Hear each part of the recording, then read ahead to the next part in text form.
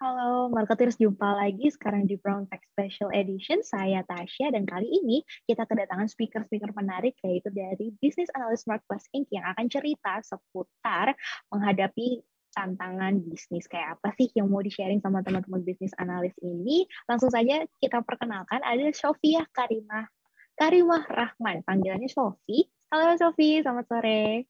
Halo Kak. Halo. Oke. Lalu ada Nona Yulianti, bisnis analis juga dari Marketplace Inc. Halo Nona. Halo Kak, selamat sore. Sore. Udah siap nih buat sharing kita di sore hari ini? Udah bisa Sudah. dimulai belum nih kita dengerin? Oke teman-teman semua, jangan lupa sekarang kita langsung simak.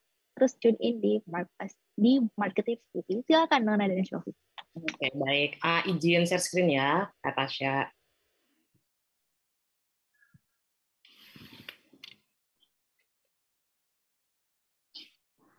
Nah, oke. Boleh di full screen Kak? Oke, baik. Oke. Halo, selamat sore teman-teman. Di sini aku udah bareng sama Kanona nih di sini. Kita mau ngebahas suatu hal yang sangat menarik nih ya dari segi bisnis tentunya kebanyakan kan kita di sini akan ngebahas seputar bisnis nih. Salah satunya di sini kita akan membahas tentang berpikir kreatif dalam menghadapi tantangan bisnis. Nah, selanjutnya Kak, sebenarnya berpikir kreatif tuh itu tuh bagian dari apa sih? Ini adalah salah satu bagian dari framework problem solving gitu. Sebelumnya mungkin udah pernah dibahas terkait dengan analisis situasi dan juga identifikasi akar penyebab masalah untuk kita melihat nih sebenarnya permasalahan apa aja yang ada di bisnis kita. Tapi setelah kita mengetahui permasalahan apa yang ada di bisnis kita, tentunya itu belum cukup gitu loh. Karena kita perlu mengembangkan solusi alternatif untuk menyelesaikan permasalahan-permasalahan dan juga tantangan yang ada di bisnis kita. Nah, disinilah kita yang akan menjadi salah satu bahasan kita hari ini bersama aku dan juga dengan Mbak Nona. Selanjutnya Mbak, sebenarnya solusi alternatif itu apa sih gitu ya? Jadi kalau misalnya kita berpikir ya, solusi alternatif itu adalah kita mengembangkan beberapa alternatif solusi ya. Jadi kita menggabungkan gitu ya solusi-solusi yang ada untuk kita menyelesaikan permasalahan kita sehingga kita melihat nih dari perspektif-perspektif yang berbeda dan kita bisa memilih salah satu solusi yang terbaik untuk menyelesaikan permasalahan yang sedang kita hadapi saat ini gitu. Nah, kemudian sebenarnya bagaimana sebenarnya kita menciptakan solusi alternatif? Solusi alternatif ini dimulai ketika kita mau berpikir kreatif. Sehingga ketika kita mau mencari solusi alternatif, otomatis kita harus mulai nih untuk berpikir kreatif. Bagaimana cara berpikir kreatif? Ini adalah menjadi pembahasan kita yang selanjutnya nih. Nah, sebenarnya berpikir kreatif itu sumbernya dari mana-mana aja nih. Kita ada banyak nih sumber-sumber untuk berpikir kreatif. Yang pertama di sini udah terpampang ada tiga. Yang pertama ada innocence, kemudian motivation, dan juga ada experience. Sebenarnya innocence itu apa? Mungkin agak bingung ya, kenapa tiba-tiba ada innocence di cara berpikir kreatif ya. Tapi coba kita pikir, kita lihat dari sudut pandang anak kecil. Anggap diri kita adalah anak kecil yang nggak tahu apa-apa gitu ya. Karena anak kecil nggak tahu apa-apa, biasanya mereka itu bisa melakukan apapun sesuka hati mereka gitu ya. Tanpa ada batasan-batasan, karena mereka dianggap belum tahu apa-apa gitu. Dan kita posisikan diri kita sebagai anak kecil gitu. Kita nggak tahu apa-apa, sehingga lebih banyak pintu yang terbuka untuk kita mencari solusi-solusi dari permasalahan kita gitu. Karena kita tidak dihambat oleh ilmu-ilmu pengetahuan yang kita tahu gitu. Kalau misalnya kita membatasi diri kita gitu ya dengan ilmu-ilmu yang sudah kita tahu gitu ya, kadang-kadang kita akan terhambat gitu. Oh iya berdasarkan framework ini kita nggak boleh dengan cara ini gitu, dengan cara ini kita nggak boleh juga. Tapi ketika kita nggak tahu, anggap diri kita nggak tahu gitu ya, jadi kita lebih terbuka dengan berbagai opsi untuk menyelesaikan permasalahan. Kemudian yang kedua adalah motivation gitu. Motivation ini adalah ketika kita punya tujuan atau goals gitu ya untuk bisnis kita. Dengan adanya goals ini, otomatis kita akan jadi lebih terbakar gitu ya, semangat kita terbakar untuk kita selalu mempertahankan keberlangsungan dari bisnis kita gitu. Kita bisa apa namanya istilahnya, kita misalnya goals kita untuk sukses dalam 5 tahun gitu loh, kita jadi tahu gitu loh apa yang ingin kita capai. Kita jadi pengen kita jadi selalu untuk mencari cara agar kita bisa tetap tuh berlangsung selama 5 tahun itu karena kita punya motivasi dan kita punya goals itu sendiri. Jadi dengan adanya motivasi itu kita jadi dorong terus nih untuk berpikir kreatif. Yang ketiga adalah experience. Tentunya orang yang punya experience itu uh, lebih banyak ya pengalaman, namanya juga experience ya, tentunya lebih banyak pengalaman dan juga lebih banyak ilmu-ilmu yang sudah dia dapatkan gitu. Tapi experience itu bukan berarti selalu orang yang udah lebih tua atau lebih banyak pengalaman duluan yang lebih dapat gitu ya. Tapi orang yang belum punya itu bisa mencari experience baru gitu. Kita bisa mulai dari hal-hal yang simpel yang pernah kita lihat dari orang lain atau yang pernah kita lakuin sendiri gitu. Dengan adanya experience tersebut gitu ya, kita bisa memodifikasi apa yang sudah kita ketahui gitu ya. Kemudian apa yang sudah kita pernah lihat, dan kita bisa mengkombinasikannya menjadi sebuah solusi untuk berpikir kreatif seperti itu. Nah, baik. Oke. Tadi kan sama Kak Sofi udah ngebahas nih kira-kira bagaimana sih berpikir kreatif. Nah, di sini sebenarnya ada beberapa hambatan nih yang bisa kayak menghambatlah kita untuk berpikir kreatif. Nah, di sini kita bisa melihat ada hambatan dari internal, yaitu dari dalam diri kita, dan juga hambatan dari eksternal, yaitu faktor-faktor yang tidak bisa kita kontrol atau terjadi dari luar diri kita, seperti itu. Nah, kalau untuk faktor hambatan internal sendiri, di sini kita bisa melihat prasangka. Nah, prasangka itu seperti apa sih? Prasangka ini tuh biasanya sesuatu kayak mungkin ketidakpercayaan diri ini yang timbul dari diri kita. Misalnya prasangka akan mungkin kita merasa tidak mampu nih, misalnya untuk menghasilkan ide-ide cemerlang atau ide-ide yang baik untuk bisnis kita. Nah, di sini juga dari prasangka ini juga itu menghalangi kita secara psikologis untuk menghasilkan ide-ide yang mungkin bisa menjadi suatu solusi nih untuk menjalankan bisnis kita. Nah, di sini untuk hambatan internalnya. Nah, kalau untuk hambatan eksternalnya sendiri, di sini kita bisa melihat masalah. Nah, masalah ini sebenarnya kita bisa melihat dari luar nih. Misalkan kalau kita mempunyai perusahaan, masalah ini bisa datang dari misalnya dari karyawan atau mungkin dari rekan-rekan kerja sejawat kita, di mana sebenarnya ini tuh sesuatu yang kita tidak bisa kontrol gitu. Yang kedua adalah waktu. Biasanya hambatan kenapa sih kita tuh susah untuk berpikir kreatif tuh karena keterbatasan waktu.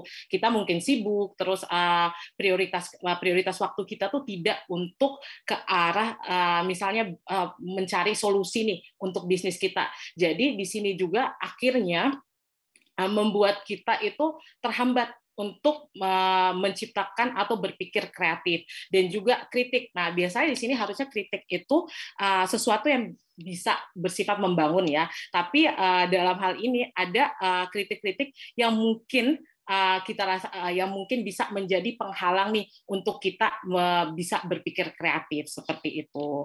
Nah, selanjutnya, nah, gimana sih mencari alternatif solusi? Nah, sebenarnya ada berbagai cara ya yang kita bisa lakukan untuk mencari solusi nih, untuk berpikir kreatif. Nah, sebenarnya udah banyak sih yang mungkin teman-teman di sini pernah dengar. Mungkin yang pertama adalah survei. Nah, sebenarnya survei ini sering ya kita lakukan untuk mendapatkan alternatif solusi. Nah, sebenarnya survei ini biasanya bersifat sistematis nih, dan biasanya itu survei itu kita maksudnya melakukan survei itu untuk mencari kira-kira itu data dari pribadi ataupun kelompok yang mungkin kita bisa jadikan sebagai alternatif untuk pemecahan masalah dari solusi yang kita hadapin, seperti itu. Yang kedua adalah brainstorming. Nah, kalau brainstorming sendiri itu sebenarnya bagaimana kita mencari solusi nih dari mengumpulkan misal gagasan atau pemikiran dari banyak orang. Jadi biasanya brainstorming ini bersifat tidak terencana gitu. Misalnya kita mengumpulkan banyak orang, misalnya banyak orang nih, terus kita menciptakan suatu gagasan yang bersifat spontan dari misalnya anggota kelompok atau karyawan-karyawan kita untuk menciptakan suatu produk baru dari bisnis yang kita jalankan.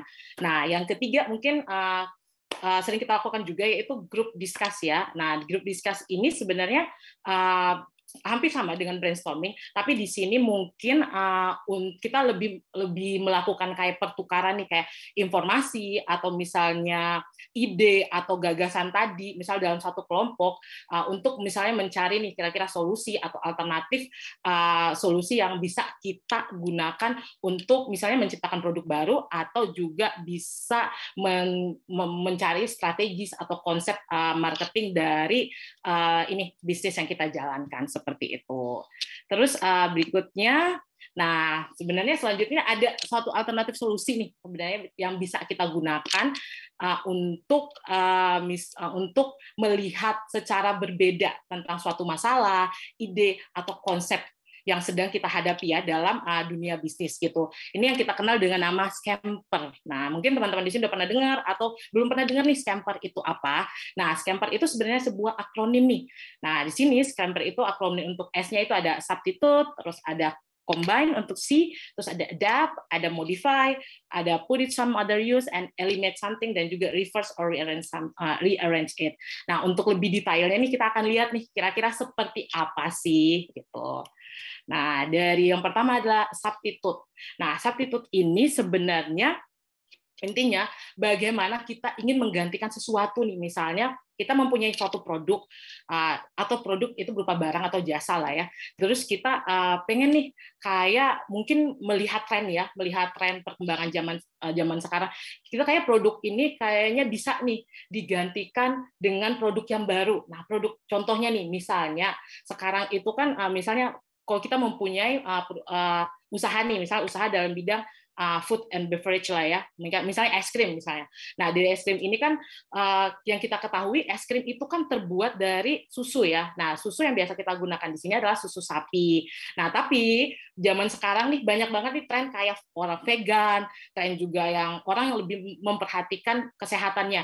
Jadi di sini kita bisa melihat itu sebagai suatu mungkin pasar yang baru lah ya. Jadi di sini kita bisa mungkin dari susu sapi tadi, karena trennya sekarang orang banyak vegan, jadi kita nggak gunakan susu sapi karena kan teman-teman yang vegan itu kan tidak mengkonsumsi sesuatu dari hewani gitu. Jadi kita bisa substitute dari susu sapi tadi ke misalnya susu soy atau susu almond seperti itu. Nah, sehingga di sini kita menciptakan suatu produk yang baru gitu dari hasil substitute kita yang sebelumnya dari susu sapi ke susu soy atau susu almond seperti itu. Nah, yang kedua adalah combine. Nah, teman-teman di sini sebenarnya kalau misalnya kreatif itu tuh tidak perlu kita harus terus-menerus menciptakan misalnya sesuatu yang baru gitu. Jadi bisa aja misalnya dari suatu konsep yang udah ada atau dari produk satu ke produk dua, nih ada dua produk yang kita punya, terus kita mau combine jadi satu, dan di situ kita bisa jadikan satu produk baru. Nah, di sini sebenarnya sebelum kita menggabungkan atau mengintegrasikan produk ini, kita tuh harus tahu dulu kira-kira gitu, ini bisa nggak sih produk ini tuh digabungin nih, misalnya digabungin terus bisa nggak sih ke depannya itu kita bisa menjual, atau dengan menggabungkan dua produk ini tuh bisa menyelesaikan masalah. Misalnya tadi kita mungkin katakanlah produk A tadi mungkin kurang laku ya, mungkin dari segi mungkin kualitasnya atau apanya gitu. Terus kita gabungin nih produk B ini mungkin walaupun misalnya kurang kualitasnya kurang, tapi mungkin dia better. Tapi setelah kita gabungkan dua produk ini, dan kita tuh harus bisa melihat juga kira-kira apakah ini ke depannya itu tuh bisa misalnya untuk dijual, atau dengan menggabungkan dua produk ini bisa mengangkat kualitas dari produk tersebut sehingga kita bisa menemukan solusi nih untuk produk baru yang kita combine tadi seperti itu. Nah, mungkin kalau contohnya lagi kita balik lagi ke es krim tadi ya. Kalau misalnya tadi es krim yang tadi yang awalnya kita substitute, mungkin di sini kita bisa lihat nih, oh dengan ice cream yang almond ini bisa nggak sih kita gabungin bisa gabungin mungkin dengan sandwich gitu ya, roti sandwich gitu. Terus pas kita gabungin kita bisa jadi satu produk baru yaitu ice cream sandwich almond gitu. Seperti itu contohnya. Oke, yang ketiga itu ada adab. Mungkin Kak Sofi bisa bantu ngejelasin nih kalau untuk adab. Baik, nah kalau misalnya di adapt ini sebenarnya cukup simpel ya, karena kita biasa banget yang namanya adaptasi. Tentunya kita semua pernah lah ya untuk merasakan adaptasi itu bagaimana. Kita ngambil contoh paling simpel adalah di masa pandemi, bisnis di masa pandemi. Dengan adanya pandemi itu kan otomatis banyak hal-hal yang berubah, kondisi-kondisi yang berubah, sehingga kita dituntut untuk melakukan penyesuaian gitu loh terhadap barang-barang kita. Jadi misalnya ada inovasi-inovasi yang muncul, baik itu dari segi teknologi maupun dari segi produk atau dari segi tren, itu kan adalah suatu hal yang perlu kita ikuti Kak, karena kita merupakan pelaku bisnis gitu ya. Karena bisnis kita akan mengikuti tren untuk terus berkembang gitu. Itu adalah salah satu cara untuk beradaptasi. Misal di era COVID ini, kita kan banyak tuh ya orang-orang tadinya sebelumnya misal jualan itu dengan cara yang konvensional. Biasanya mereka jualan di pinggir jalan atau mereka jualan di mobil-mobil, itu mereka jualan secara fisik gitu. Mereka bisa melihat barangnya sendiri gitu. Tapi dengan kondisi COVID ini, orang itu dituntut untuk melakukan penjualan tanpa mereka harus bisa melihat barangnya gitu. Gimana caranya? Itu adalah lewat digitalisasi gitu, lewat sosial media, kemudian lewat e-commerce gitu. Jadi orang-orang mau nggak mau gitu ya, suka nggak suka gitu ya, mereka dituntut untuk melakukan penyesuaian terhadap cara mereka berjualan gitu. Dengan adanya adaptasi ini, tentunya kita akan dituntut untuk berpikir kreatif gimana nih caranya agar barang kita tuh laku dibandingkan dengan barang-barang lain yang sama-sama nggak bisa dilihat karena mereka ngejualnya secara online. Itu adalah salah satu bentuk adaptasi yang dilakukan ketika kita melakukan bisnis gitu. Jadi itu mendorong kita untuk terus-terusan tuh berpikir kreatif gimana caranya. Nah, selanjutnya adalah modify gitu ya. Modify ini cukup simpel juga nih ya. Kita lihat dari gambar sini nih, ada jeruk, kemudian di bawah ada apel, isinya jeruk gitu ya. Jadi ketika kita menghadapi permasalahan, kita nggak selalu harus ya, nggak selalu harus untuk mencari suatu hal yang baru gitu untuk menyelesaikan permasalahan tersebut gitu. Ketika kita punya permasalahan, misal barang kita itu nggak laku, kita jualan lipstik, anggap aja kita jualan lipstik, barang kita nggak laku gitu ya.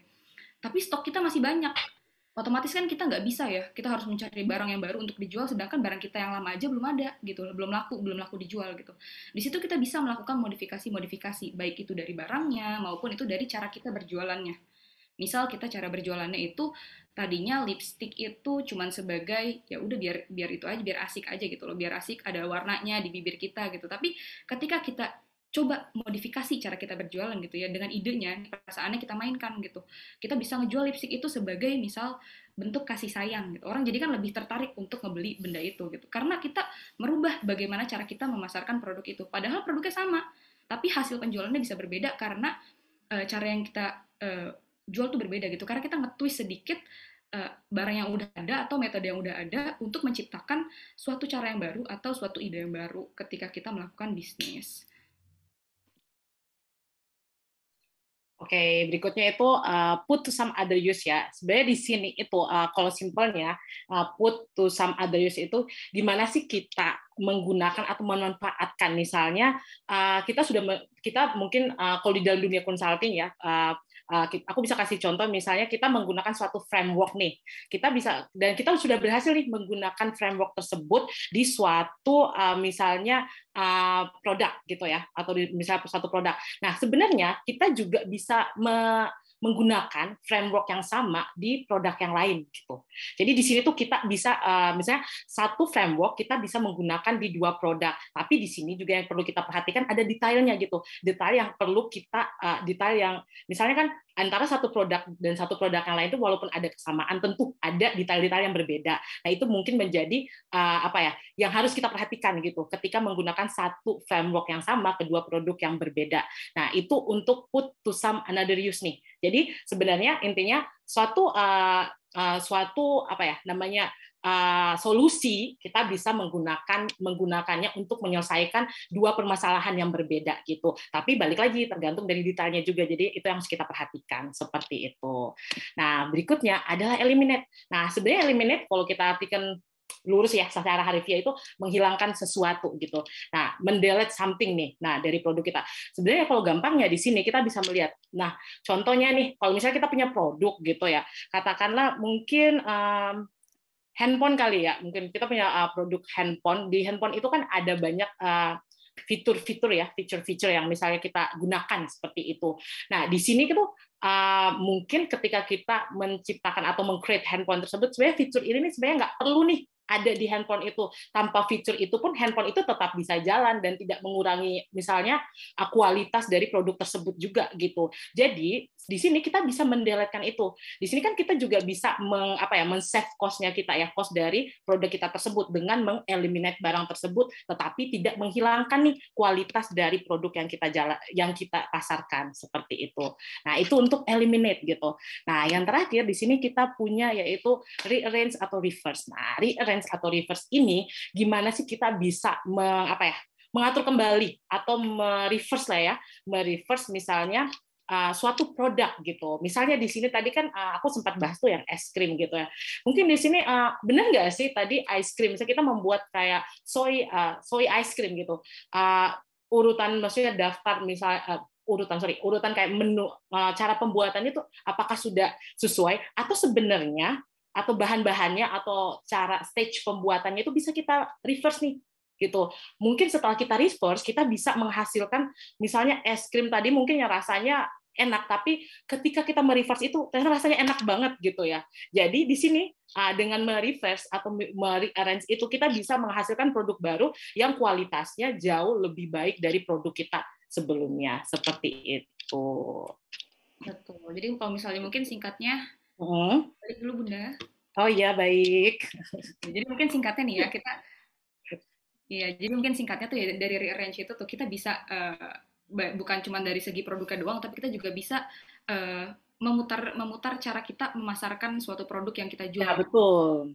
Jadi kita lebih, istilahnya kita bisa lebih ngide gitu ya, karena kita ngide itu, kita jadi bisa menemukan nih cara yang lebih efektif itu yang kayak gimana. Karena kita nyoba-nyoba dulu, baru kita akan menemukan metode atau formula yang paling tepat untuk memasarkan bisnis kita. Nah, jadi dari scamper analysis ini sebenarnya kita ini adalah tools yang cuma membantu kita untuk berpikir kreatif. Tapi ini nggak serta-merta kita mengikuti tools ini kemudian kita jadi kreatif gitu ya. Tapi itu perlu kepercayaan diri dari diri kita sendiri ya untuk merasa bahwa kita tuh bisa gitu loh. Kita harus bisa untuk berpikir kreatif sehingga tools ini tuh bisa membantu kita dalam menyelesaikan permasalahan-permasalahan yang ada.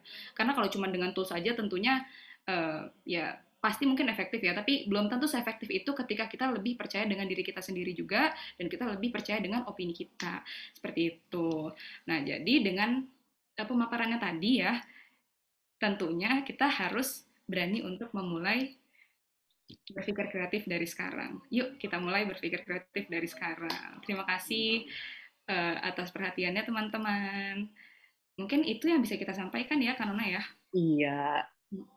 Thank you Sophie dan Nona atas sharingnya nih seputar kita mau ngomongin tentang kreativitas ya, berpikir kreatif dalam menghadapi tantangan bisnis. Itu dia tadi teman-teman semua sharing dari Kak Sophie dan Kak Nona. Nah, ada beberapa pertanyaan nih kita sambil mau menggali-gali dikit. Kan menarik banget tadi udah dibahas kalau udah dikasih tahu nih semua teman-teman kalau yang namanya berpikir kreatif itu ada tahapannya, kita bisa brainstorming sama teman-teman kita, lalu banyak banget nih pendekatan-pendekatan yang bisa kita semua terapkan, seperti salah satunya adalah dengan menerapkan metode scamper tadi yang udah di-share sama Kak Nona dan juga Kak Sophie.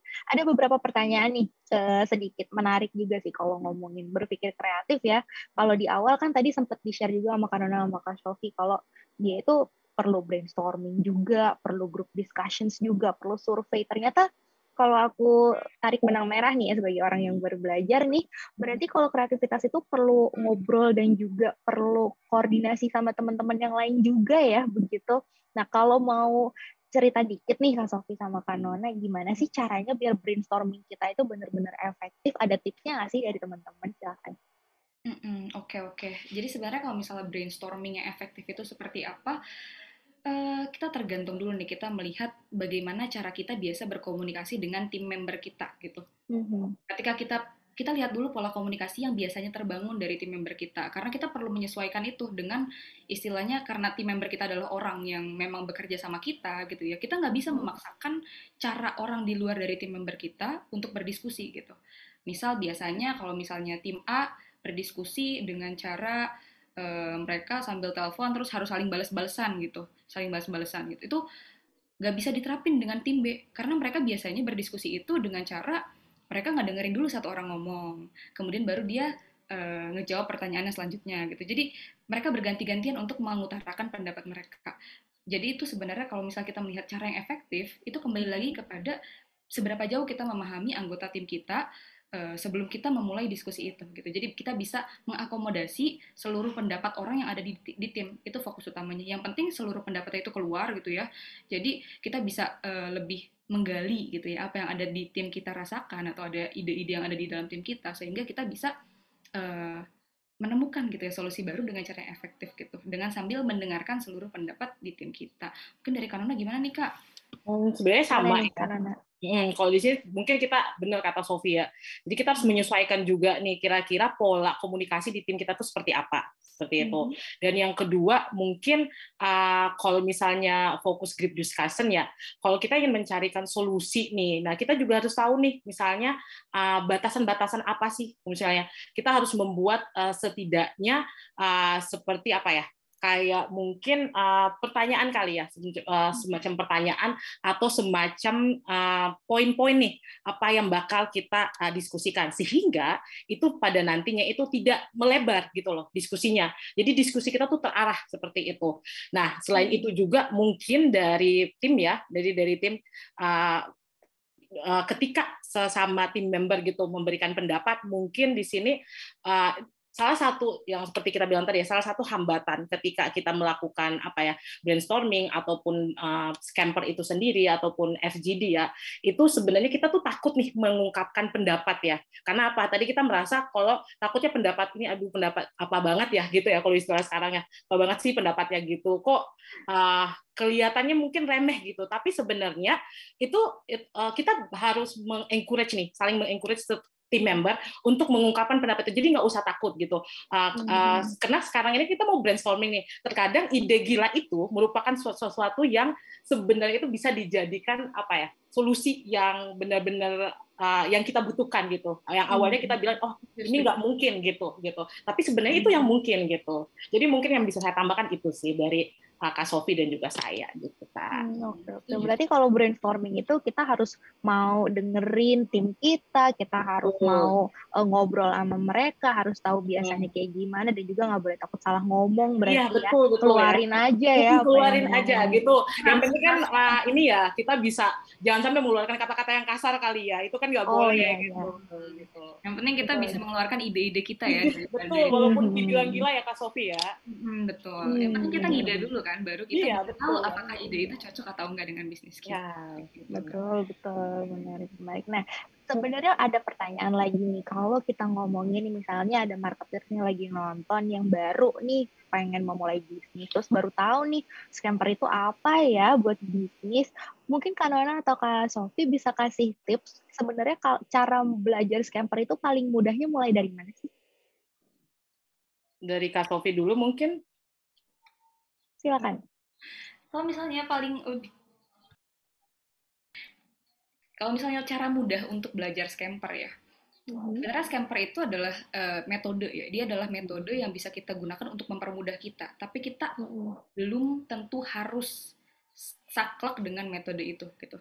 Jadi kita lihat dulu apa permasalahan di kita, itu yang akan menjadi tahapan sebelum kita menentukan nih apa dari scamper itu yang bisa kita gunakan gitu. Misalnya kayak tadi aku contohin yang modify gitu ya. Misal kita harus tahu dulu nih permasalahan kita apa. Misal stok kita itu ada banyak gitu kan. Stok kita ada banyak tapi nggak laku. Itu kan adalah satu permasalahan kan. Kita nggak tahu nih apa yang salah dari produk kita. Tapi kita harus berusaha untuk ngebuat itu laku, karena kalau kita nggak, itu rugi dong otomatis.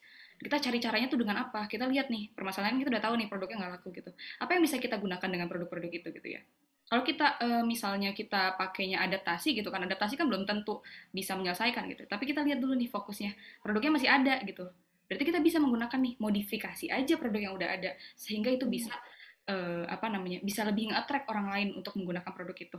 Itu adalah salah satu caranya. Kita tahu dulu permasalahannya apa, kemudian kita cocokkan dengan tahapan-tahapan yang ada di scamper itu, baru kita bisa menyelesaikan menggunakan scamper dengan efektif ya istilahnya, dan dengan mudah tentunya ketika kita menyelesaikan masalah. Karena kalau misalnya secara teori aja itu agak susah ya sebenarnya diterapkan. Tapi ketika kita memahami betul permasalahan apa yang kita hadapi gitu ya, terusnya juga kita memahami scampernya itu apa gitu ya, jadi kita bisa lebih masuk gitu untuk menggunakan scamper dalam menyelesaikan tantangan-tantangan bisnis kita. Seperti itu mungkin kata Tasya dari aku. Menarik. Mungkin Mbak Karona ada mau nambahin? Kalau sebenarnya sama ya, pada intinya seperti yang kata Kak Sofi bilang tadi, pada intinya tuh awalnya itu kita harus menganalisis dulu nih, kita kira-kira situasi yang kita hadapi itu seperti apa gitu. Jadi kita bisa melakukan mungkin identifikasi nih penyebab mungkin permasalahan produk kita tuh apa gitu. Nah dari sini kan kita bisa ada nih hipotesisnya setelah menganalisis situasi tersebut.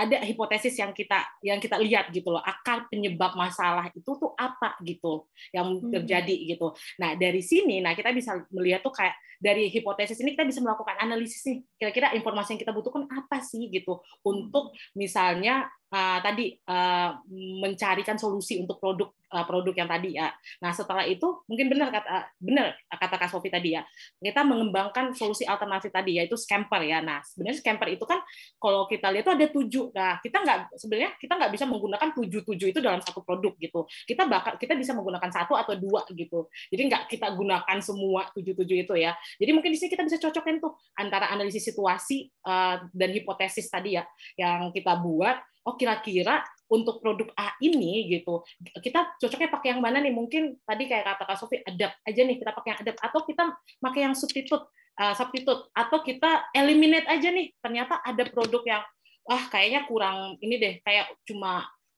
bisa ngekos aja tapi sebenarnya nggak terlalu berpengaruh ketika kita menghilangkan gitu. Jadi dari 7 ini, dari 7 yang scamper tadi kita bisa pakai yang mana gitu. Apakah pakai yang substitute, apakah yang adapt, atau bisa pakai yang eliminate atau reverse ya. Tadi kan ada 7 itu. Nah, setelah itu baru tuh pengambilan keputusan kali ya tadi. Jadi apa yang harus kita prioritaskan dari ketujuh itu yang mau kita aplikasikan atau implementasikan terlebih dahulu seperti itu. Oke. Berarti kalau mau menerapkan scamper apa aja bisa jadi solusi asal kita tahu akar masalah kita apa gitu ya dalam bisnis. Betul sekali. Betul. Berarti teman-teman marketer semua yang nonton jangan lupa kalau kita semua tetap harus berani, selain berani ngeluarin ide, kita juga harus berani coba-coba nih metode scamper mana yang cocok buat menyelesaikan permasalahan kita. Nih, pertanyaan terakhir nih buat Kak Sofi dan Kak Nona, apa sih tips yang Kak Sofi dan Kak Nona bisa share ke marketer semua kalau orang-orang yang baru pertama kali nih mulai bisnis dan pengen coba aku ingin berkreatif sedikit. Mungkin silahkan ada yang mau ngasih tips duluan, siapa nih? Kak Nona atau Kak Sofi? Mungkin Kak Nona kayak udah gak sabar banget sih. Silakan Kak Nona. Ya nih Kak Sof, aku udah pengen ngomong banget gitu loh. Semangat banget ya untuk iya gitu. Oke, tadi mohon maaf Tasya, tadi yang pertanyaan gimana tadi Kak Tasya? Tips buat marketers yang baru mulai bisnis dan pengen mencoba mengeluarkan ide-ide kreatif. Silakan. Oke, yang pertama itu ini sebenarnya basic ya, kayak semua orang juga tahu. Kita harus melihat peluang. Itu penting banget ya, kita identifikasi peluang apa sih. Nah, peluang itu bisa diidentifikasi itu dengan melihat atau mengobserv apa yang terjadi di sekitar kita gitu. Kayak misalnya sekarang tuh lagi apa sih yang viral? Mungkin sekarang kopi ya, semua orang minum kopi walaupun orang itu punya asam lambung apa enggak tetap aja minum kopi ya buat gaya-gayaan gitu ya gitu. Nah di situ kita bisa melihat tuh tren-tren yang terjadi itu, mungkin kita di situ bisa menciptakan suatu ide atau memunculkan suatu kreativitas nih untuk memulai berbisnis. Nah dari situ kan kita juga ngelihat dong, bukan kita udah dapat nih identifikasi, oh ternyata di sini ada peluang di kopi, tapi kita juga harus melihat dong gimana sih marketnya gitu kopi gitu. Kalau misalnya di sekitar kita ini udah ada 10 yang ngejual, yang punya kedai kopi, gimana caranya kita bisa bersaing dengan 10 ini. Jadi di situ kita harus membuat mungkin segmentasinya seperti apa. Di situ misalnya market yang kita nyasar tuh apa sih. Terus kita juga harus mempositioningkan kopi kita tuh seperti apa sih. Nah di sini kan positioningnya kita bisa melihat differentiation ya antara kopi aku sama kopi yang 10 tadi tuh apa gitu, sehingga di situ tuh kita ada perbedaan. Jadi kita tuh bukan menciptakan suatu produk yang sama gitu. Kalau produk yang sama kan ya mungkin bisa yang produk yang satu tadi mungkin dia udah dapat pelanggannya sendiri gitu. Kalau kita nggak berbeda, kita nggak menunjukkan positioningnya kita, ya akan susah gitu loh bersaing di dunia bisnis seperti itu. Jadi kita harus tahu sih, kayak kita harus membuat segmentation seperti apa, positioning seperti apa, dan juga kita harus tahu gimana memarkomkan gitu loh. Gimana sih marketingnya gitu ya. Mungkin sekarang kan kita nggak jauh-jauh dari sosial media ya. Walaupun itu sebenarnya kayak udah umum banget ya, orang ya marketing ke misalnya ke Instagram, Facebook, dan segala macam. Tapi kita tidak bisa memungkiri itu salah satu tren yang bisa mendukung markom kita. Mungkin kita juga pakai analisis-analisis lain, mungkin 4P ya, kayak di marketing, atau mungkin word of mouth bisa gitu. Jadi banyak banget sih sebenarnya teori atau framework yang kita gunakan, yang bisa kita gunakan untuk markomkan ya produk kita itu. Mungkin dari Kak Sofi ada tambahan nih, apa nih coba? Oke, baik. Silakan Kak Sofi. Sebenarnya menarik ya karena itu membahas dari segi frameworknya gitu ya, dari teori-teorinya gimana sih cara melakukan bisnis ketika kita baru mulai gitu ya. Tapi kalau mungkin aku lihat dari sisi emosionalnya gitu ya. Gimana sih cara melakukan bisnis ketika kita baru mulai? Menurut aku yang paling pertama adalah kita nggak perlu takut gitu loh. Kita jangan takut, jangan malu untuk melakukan bisnis itu jualan. Karena kan kadang-kadang personally aku tuh orangnya mager ya, aku nggak suka banget buat jualan karena aku kadang-kadang aduh malas banget nih nawar-nawarin teman buat beli ini beli itu gitu ya. Tapi ternyata itu adalah salah satu yang menghambat jualan kita. Ketika kita merasa malas, ketika kita merasa malu dengan untuk ngejual barang-barang kita gitu ya, itu adalah tempat di mana kita akan berhenti untuk melakukan bisnis karena itu terhambat tuh bisnis kita ketika kita merasa malu maupun merasa nggak enak untuk melakukan jualan. Itu yang pertama adalah pede dan juga jangan malu ketika kita jualan. Yang penting kita berani dulu, kita yakin dengan barang kita apa dan kita harus punya produk knowledge yang lebih baik dibandingkan orang-orang lain gitu. Karena itu kan adalah barang yang kita jual, sehingga kita ketika menjual kepada orang lain, otomatis orang lain tuh akan kemakan sama omongan kita gitu ya. Ketika mereka tuh kita juga paham gitu bagaimana cara menjelaskan produk kita kepada orang lain gitu. Kan dari aku sih itu aja Kak Tasya sih. Tapi bisa dikombinin loh, jadi secara emosional juga, secara framework juga gitu. Jadi itu mungkin yang bisa diperhatikan nih, kalau misalnya teman-teman mau menjalankan bisnisnya ya gitu. Setuju banget Kak Nona. Wah, keren banget pokoknya sesi kita sore ini. Oke, marketeers kurang lebih seperti itu. Sekali lagi, Sofia Karima Rahma, Business Analyst dari Marketplace Inc., Nona Yulianti, Business Analyst dari Marketplace Inc. Kita semua dari tadi sudah bercerita seputar berpikir kreatif dan menghadapi tantangan bisnis. Teman-teman semua yang belum subscribe, jangan lupa subscribe ke Marketeers TV karena bakal ada special brown bag lagi di setiap minggu. Jadi jangan lewatkan. Saya Tasya undur diri dari hadapan teman-teman semua. Jangan lupa like, comment, dan subscribe. See you!